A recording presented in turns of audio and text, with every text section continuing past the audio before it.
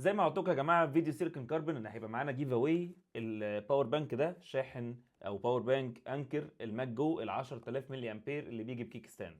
الفيديو ده مش هيبقى فيه اي مونتاج، علشان كده انا حاطط الايباد. هنبدا دلوقتي الستوب ووتش قدامكم. انا مش هعمل اي حاجه غير ان انا هركب اللابتوب كده. بصوا الشاشه بتاعت اللابتوب فيها عجله الحظ. العجله دي انا حاطط فيها اسامي الناس اللي جاوبت صح السؤال بتاعي.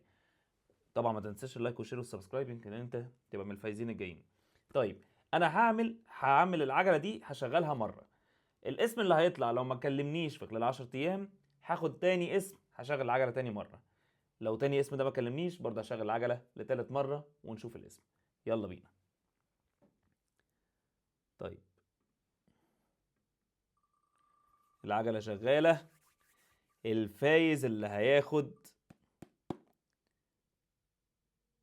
الباور بانك، الف مبروك يا مستر مصطفى. انا مستنيك تكلمني يا جماعه. مصطفى اللي اسمه ظاهر على الشاشه كلمني، ومبروك الباور بانك. تعالوا نشوف لو استاذ مصطفى ما كلمنيش وفكس لي مين اللي هيكسب.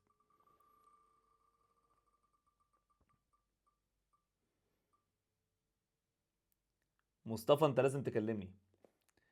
مصطفى انت اسمك طلع مرتين، انت لازم تكلمني. انا هشغل لتالت مره. لو طلع مصطفى انا مش هكلم حد تاني يا جماعه. مصطفى لازم ياخد الباور بانك ده، شكله محتاجه ضروري، فدي حاجه. دكتور احمد، دكتور احمد. ماشي مصطفى، انت ليك 20 يوم، ده حقك. لو ما كلمتنيش انا هديها لدكتور احمد. الف مبروك.